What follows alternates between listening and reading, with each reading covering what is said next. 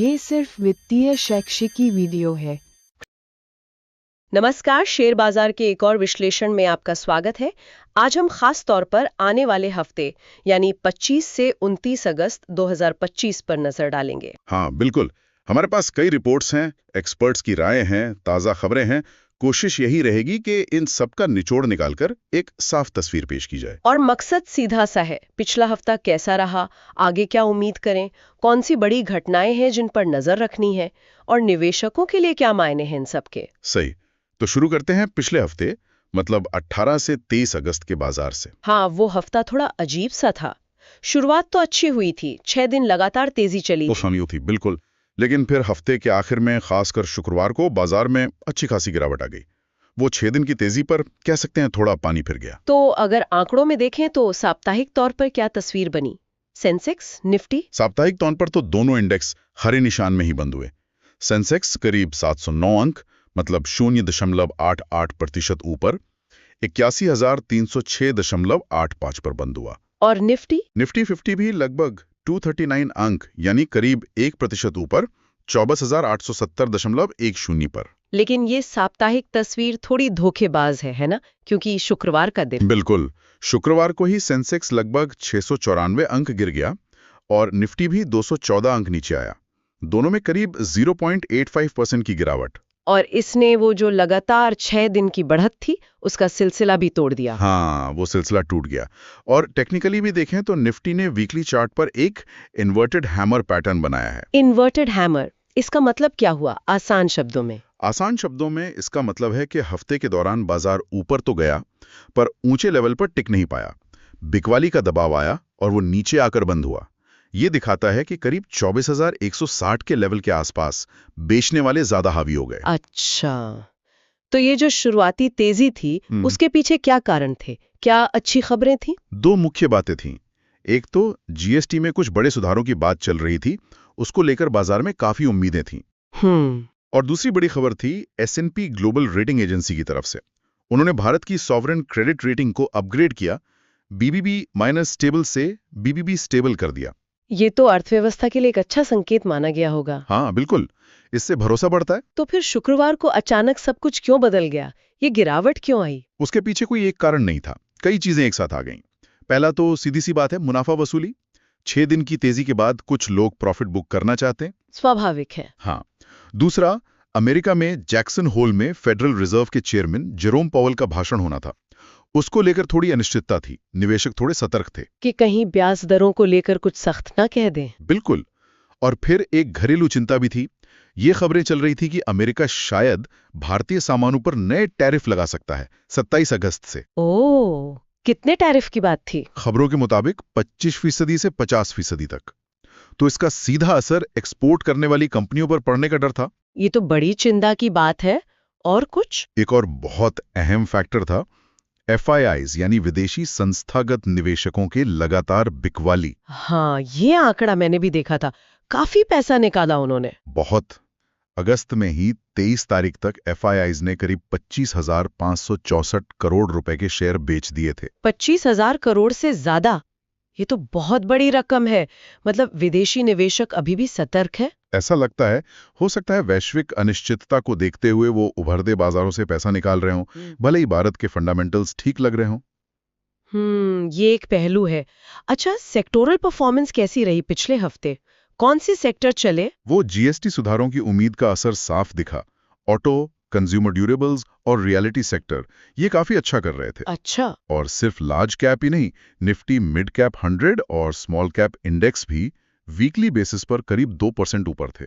लेकिन फिर शुक्रवार को जब गिरावट आई, तो कौन सी सेक्टर ज्यादा टूटे? शुक्रवार को लगभग सभी दबाव में थे, लेकिन खासतौर पर फाइनेंशियल सर्विसेज, IT, मीडिया, सरकारी bank, metal, FMCG, oil and gas, इन सब में ज्यादा बिकवाली देखी गई। बड़े नाम भी गिरे होंगे फिर तो। हाँ, गिरने वालों में Asian paints, UltraTech cement, Tata steel, ITC, Kotak bank, HDFC bank, SBI, Reliance industries सब शामिल थे। गिरावट काफी फैली हुई थी। यानी मार्केट ब्रेथ जिसे कहते हैं वो नेगेटिव थी। हाँ, बिल्कुल। BSE पर शुक्रवार को जितने शेयरों में ट्रेडिंग हुई, उनमें गिरने वाले शेयर 2,322, बढ़ने वालों 1,757 से काफी ज्यादा थे। और एक ही दिन में मार्केट कैप से करीब 2 लाख करोड़ रुपए साफ हो गए। बाप रे। तो ये तो थी पिछले हफ्ते की कहानी। अब आगे देखते हैं, इस हफ्ते 25 से 29 अगस्त के लिए क्या माहौल लग रहा है। देखिए, जिस तरह से हफ्ता खत्म हुआ उसे देखते हुए शुरुआत थोड़ी सतर्क हो सकती है। मतलब कॉशियसली बेरिश से लेकर साइडवेज। कंसोलिडेशन का दौर आ सकता है। हाँ, ऐसा लग रहा है। मोमेंटम इंडिकेटर्स भी थोड़ी कमजोरी दिखा रहे हैं, जैसे आरएसआई ओवरबॉट जोन से नीचे आ रहा है। लेकिन वो फेड चेयरमैन के भाषण के बाद से कुछ उम्मीद भी तो जगी है। सोमवार को गैप अप ओपनिंग की भी बात हो रही थी। हाँ, ये एक पॉजिटिव फैक्टर है। जैक्सन होल भाषण से बाजार ने कुछ नरमी के संकेत लिए हैं, ऐसा लग रहा है। तो शायद सितंबर में रेट कट की उम्मीद थोड़ी बड़ी है। इसका असर सोमवार सुबह दिख सकता है। और गिफ्ट निफ्टी भी तो ऊपर बंद हुआ था। हाँ, गिफ्ट निफ्टी का पॉजिटिव बंद होना भी गैप अप ओपनिंग की तरफ इशारा कर रहा है। लेकिन ओवरऑल देखें तो बाजार शायद एक दायरे में ही रहेगा इस हफ्ते। क्या रेंज हो सकती है निफ्टी के लिए? मोटे तौर पर निफ्टी के लिए नीचे 24,800 और ऊपर 25,200, ये एक दायरा हो सकता है। थोड़ा और वाइड रेंज देखें तो शायद 24,500 से 25,500 के बीच। ठीक है, तो इन स्तरों पर खास नजर रखनी होगी। चलिए टेक्निकल लेवल्स की विस्तार से बात करते हैं। निफ्टी 50 के लिए सपोर्ट और रेजिस्टेंस कहाँ दिख रहे हैं? निफ्टी 50 सपोर्ट, पहला और नजदीकी सपोर्ट जोन है 24,800 से 24,850 का। यहीं पर 50 दिन का ईएमए भी है, ये अहम है। अगर ये टूटता है तो फिर अगला सपोर्ट 24,712 और फिर 24,650 के पास है। लेकिन सबसे महत्वपूर्ण सपोर्ट है 24,500 का लेवल। इसके नीचे फिसला तो गिरावट बढ़ सकती है। पर ऊपर की तरफ रुकावट कहाँ है? रेजिस्टेंस, पहली रुकावट तो 25,000 का साइकोलॉजिकल लेवल है। उसके बाद 25,150 से 25,160 का जोन बहुत अहम है, जहां पिछली बार बिकवाली आई थी। अगर निफ्टी इसके ऊपर टिक जाता है, मतलब 25,160, 25,200 के ऊपर लगातार बंद होता है, तभी नई तेजी की बात कर सकते हैं। फिर 25,500 और उसके बाद 25,800 से 26,000 के लेवल भी दिख सकते हैं। ठीक है, और सेंसेक्स के लिए क्या लेवल्स ध्यान में रखने हैं? सेंसेक्स, देखिए सेंसेक्स टेक्निकली 82,278 के नीचे बंद होकर थोड़ा नेगेटिव जोन में आया है। सपोर्ट नीचे की तरफ 81,250, फिर 81,121 का जोन अहम है। उसके नीचे 80,829 और फिर 80,500 से 80,600। और रेजिस्टेंस ऊपर 81,770 है, फिर 82,000-8200 का जोन। ये पार करना जरूरी है, इसके ऊपर ही कुछ रुझान बदलेगा। 82,500, 82,800 अगला लेवल होगा। और बैंक निफ्टी, वो तो काफी कमजोर दिख रहा था। बैंक निफ्टी, हाँ, बैंक निफ्टी रिलेटिवली ज्यादा वीक लग रहा है। वो अपने 20 दिन और 50 दिन ईएमए दोनों के नीचे बंद हुआ है। आरएसआई भी नीचे जा रहा है। तो सपोर्ट कहाँ है? सपोर्ट, नजदीकी सपोर्ट 55,000 के आसपास है। ये एक बड़ा साइकोलॉजिकल लेवल भी है। अगर ये टूटता है तो फिर 54,800, 54,700 और नीचे 54,300 के लेवल भी दिख सकते हैं। और ऊपर रेजिस्टेंस, सबसे बड़ी रुकावट 55,500 पर है। इसको पार करना बहुत जरूरी है। इसके बाद ही 55,975 और 56,200 जैसे लेवल की बात होगी।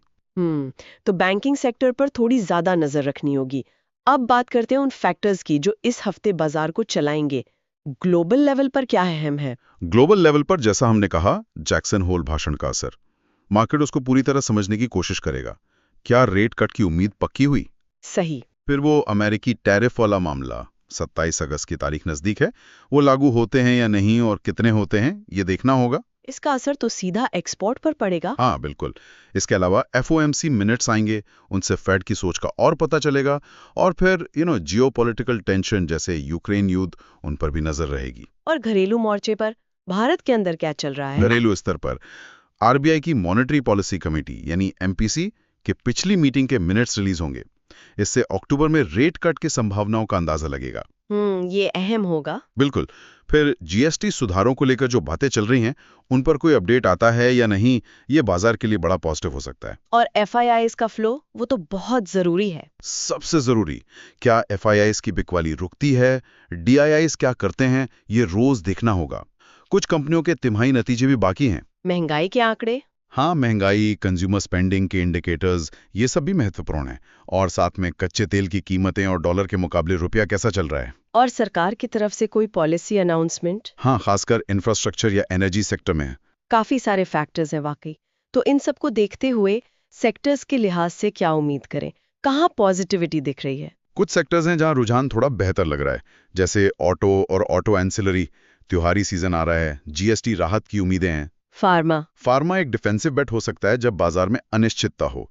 एफएमसीजी और कंज्यूमर ड्यूरेबल्स को भी त्योहारी मांग और जीएसटी से मदद मिल सकती है। आईटी का क्या? आईटी में थोड़ी सतर्क तेजी, फेड के नरम संकेतों और कमजोर रुपए से कुछ सहारा मिल सकता है।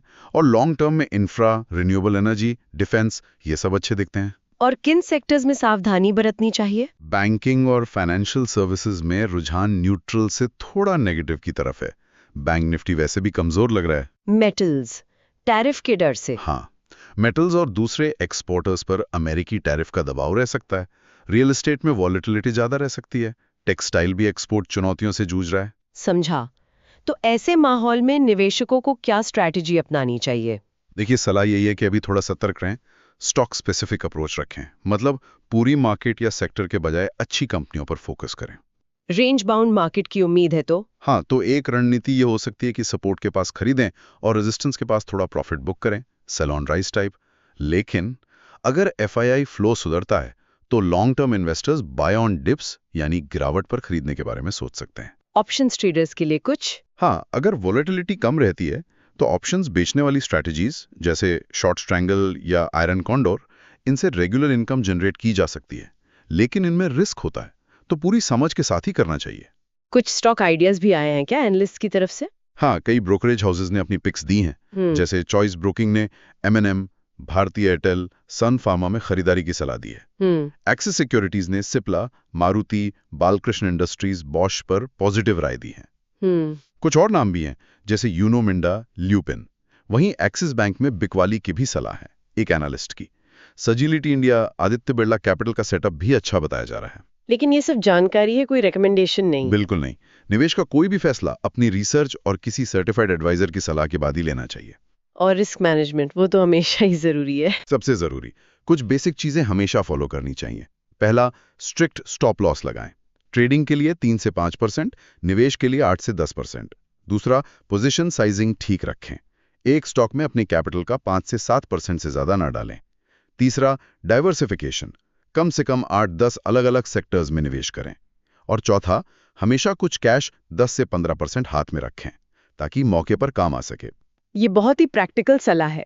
अच्छा, अब फटाफट देख लेते हैं कि अगले हफ्ते कौन सी खास घटनाएं होने वाली हैं। छुट्टी, आईपीओज वगैरह? हाँ, अगला हफ्ता इवेंट्स के लिहाज से काफी बिजी है। सबसे पहले तो बुधवार 27 अगस्त को गणेश चतुर्थी की छुट्टी है, मार्केट बंद रहेगा। ओके। आईपीओज की भरमार है, 9 नए आईपीओ खुल रहे हैं, 8 लिस्टिंग है। विक्रांत इंजीनियरिंग, एमलॉन हेल्थ केयर जैसे आईपीओ 26 से 29 तक खुले रहेंगे। पटेल रिटेल, विक्रम सोलर जैसी कई कंपनियां मंगलवार को लिस्ट होंगी। बाप रे, काफी एक्शन है आईपीओ मार्केट में। हाँ, फिर कॉर्पोरेट एक्शन भी बहुत है। Bonus ex dates, dividend ex dates जैसे PNG, Jyothy labs, Patanjali foods. कुछ कंपनियों के नतीजे, merger ex date, Udaipur cement. कई कंपनियों की एजीएम और बोर्ड मीटिंग भी हैं। और रेगुलेटरी फ्रंट पर? आरबीआई एमपीसी मिनट्स आएंगे। अमेरिकी टैरिफ अगर 27 अगस्त को लगते हैं। और एक खबर यह भी है कि आरबीआई ने एसएमबीसी जापानी बैंक को यस बैंक में 24.99% तक हिस्सेदारी खरीदने की मंजूरी दे दी है। अच्छा, और निफ्टी 50 में बदलाव की भी बात थी। हाँ, ये बड़ा इवेंट है। हालांकि ये 30 सितंबर से लागू होगा, पर इसकी चर्चा शुरू हो गई है। इंडिगो, इंटरग्लोब एविएशन और मैक्स हेल्थकेयर के निफ्टी 50 में शामिल होने की उम्मीद है। और बाहर कौन जा सकता है? इंडसइंड बैंक और हीरो मोटोकॉर्प के बाहर जाने की संभावना है। इससे पैसिव फंड्स में काफी रीबैलेंसिंग होगी और इन स्टॉक्स में मूवमेंट दिखेगा। और एक अधिग्रहण भी पूरा हुआ है। हाँ, एचएलई ग्लासकोट ने एक जर्मन कंपनी उमिराज जीएमबीएच की संपत्ति का अधिग्रहण पूरा कर लिया है। लगता है अगला हफ्ता वाकई खबरों और एक्शन से भरपूर रहेगा। चलिए, अब थोड़ा लॉन्ग टर्म व्यू लेते हैं। शॉर्ट टर्म उतार चढ़ाव को छोड़ दें तो भारत के बाजार के लिए लंबी अवधि की तस्वीर कैसी दिखती है? देखिए, अगर हम बड़ी पिक्चर देखें तो छोटी मोटी दिक्कतों के बावजूद भारत के फंडामेंटल्स मजबूत लगते हैं। जीडीपी ग्रोथ अच्छी है, करीब 6.4% का अनुमान है FY26 के लिए। डोमेस्टिक डिमांड मजबूत है, सरकारी नीतियां सपोर्टिव हैं, डिजिटल ट्रांसफॉर्मेशन चल रहा है। तो ओवरऑल सेंटिमेंट पॉजिटिव है लॉन्ग टर्म के लिए? हाँ, ज्यादातर एनालिस्ट लॉन्ग टर्म में पॉजिटिव हैं। कुछ अनुमान ये भी हैं कि सेंसेक्स 88,600 तक जा सकता है, और अगर वो लेवल पार हुआ तो 94,700 भी। निफ्टी के लिए 25,510 के ऊपर 25,800, 26,000 के लक्ष्य भी दिए जा रहे हैं। लेकिन ये सब अनुमान है, कोई गारंटी नहीं। और रिस्क्स क्या है लॉन्ग टर्म में? रिस्क हमेशा रहते हैं। सबसे बड़ा रिस्क है ग्लोबल स्लोडाउन या मंदी। जियोपॉलिटिकल टेंशन कभी भी बढ़ सकती हैं। महंगाई और ब्याज दरें अभी भी एक फैक्टर हैं, और घरेलू स्तर पर कॉर्पोरेट अर्निंग ग्रोथ का टिके रहना जरूरी है। ठीक है, तो इस पूरी चर्चा को अगर समेटें तो मुख्य बातें क्या हैं जिन पर निवेशकों को ध्यान देना चाहिए? सार यही है कि पिछला हफ्ता मिला जुला रहा, तेजी के बाद प्रॉफिट बुकिंग आई। अगला हफ्ता सतर्कता के साथ शुरू हो सकता है, पर फेड के संकेतों से कुछ राहत भी मिल सकती है। और मार्केट के एक दायरे में रहने की संभावना ज्यादा है। निफ्टी के लिए नीचे 24,500, 24,840 और ऊपर 25,150, 25,500 के लेवल्स पर नजर रखनी होगी। बिल्कुल। सेक्टर्स में auto, pharma, FMCG, consumer durables बेहतर लग रहे हैं। मेटल्स और एक्सपोर्टर्स पर टैरिफ का दबाव रह सकता है। बैंकिंग पर भी नजर रखनी होगी।